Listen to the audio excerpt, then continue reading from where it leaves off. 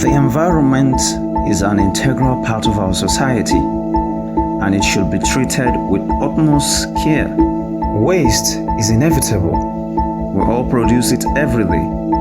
But the big question is, how do we ensure the waste we generate doesn't harm us and our environment? Every year, Nigeria produces more than 32 million tons of solid waste, one of the highest in Africa. But only a fraction of this waste is collected.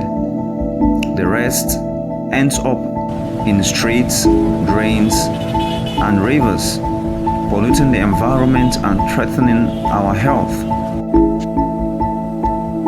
Uncollected waste clogs drainage systems, causing floods during the rainy season. Open dumping and burning releases harmful smoke that pollutes the air, while stagnant piles of garbage create breeding grounds for mosquitoes and diseases. The result is a cycle of sickness and environmental damage that touches everyone in the society. But this problem is not unique to Nigeria. Across the world, communities are struggling with waste. The difference is that in many places, recycling and proper waste management have turned challenges into big opportunities. And here in Nigeria, we too have the chance to change this story, to see waste not as a burden, but as a resource waiting to be managed wisely.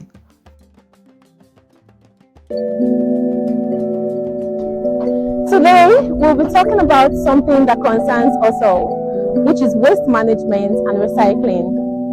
We all produce waste at our homes, our offices, schools, and the markets, and every other place we go to. But the big question here is, what do we actually do with this waste? Honestly, some people throw dirt anyhow without even thinking. Like the plastic bags, rubbers, food wraps, nylons, and everything spread on the ground or spread all around the street. What we fail to understand is that the environment suffers for it.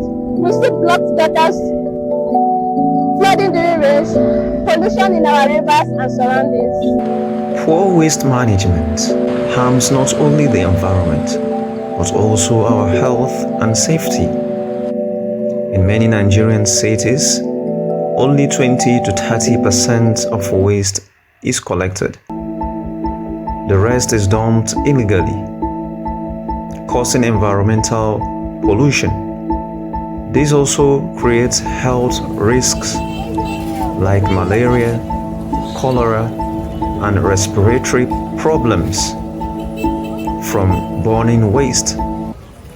In many communities, especially here in northern Nigeria, an informal system of recycling already exists.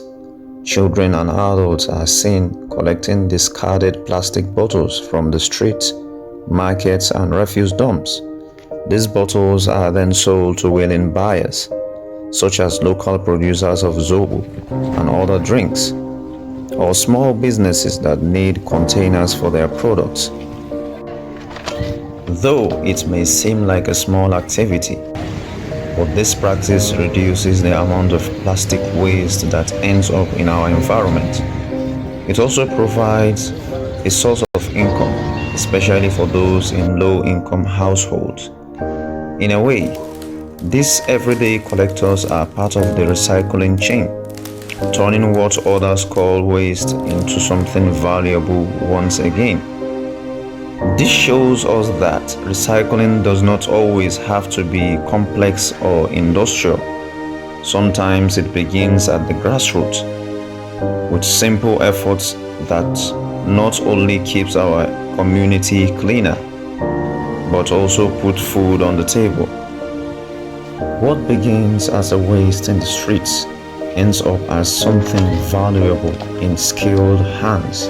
Here, a young Nigerian artisan weaves discarded plastic sachets into handbags, which stands as a proof that recycling can create beauty, income, and hope for a cleaner future.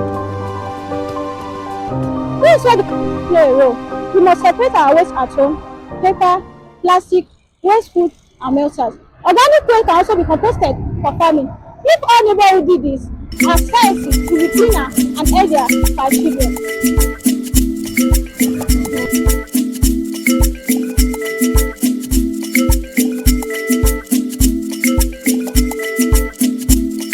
No, thank you. I have my own bag. That is very good.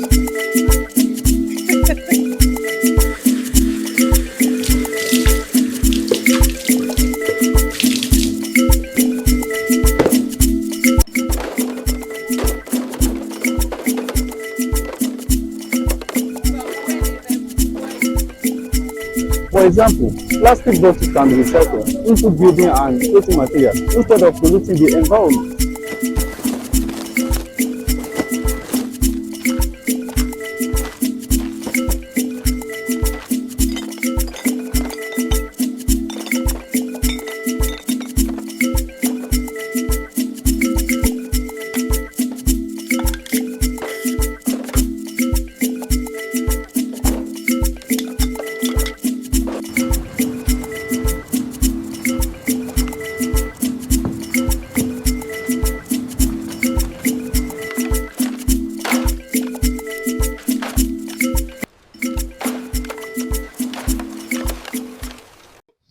And recycling is not just good for the environment, it also creates jobs. Many companies are making furniture, bags, and even fuel from trash.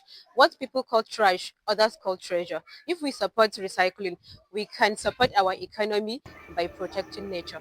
Across the world, other countries are showing us what is possible when waste is managed with strong policies and community efforts. In Rwanda, plastic bags have been banned since 2008. Today, the country's markets and streets are cleaner, with shoppers using reusable alternatives.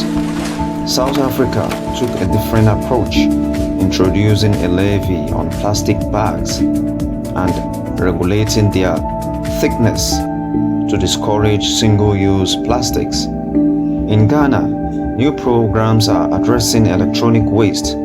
Collection centers have been set up, and schools are now integrating recycling into their curriculum to build awareness from an early age.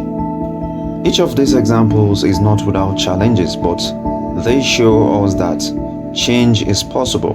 Nigeria too can learn, adapt, and create its own solutions for a cleaner, healthier future. The future of waste management in Nigeria lies in the circular economy, a system where nothing is wasted and resources are reused again and again. Universities and research centers are already testing new recycling technologies. Young innovators are designing products that transform waste into energy, building materials, and even fashion. If Nigeria fully embraces this vision, our cities can be cleaner, our people healthier, and our economy stronger. Waste will no longer be a burden, but an opportunity. Waste is not useless. It's a resource waiting to manage wisely. Let's all remember, think before you throw, support recycling effort, separate your waste. Let's join hands to be ambassadors of our environment. Be a responsible waste manager. A cleaner environment starts with you and me.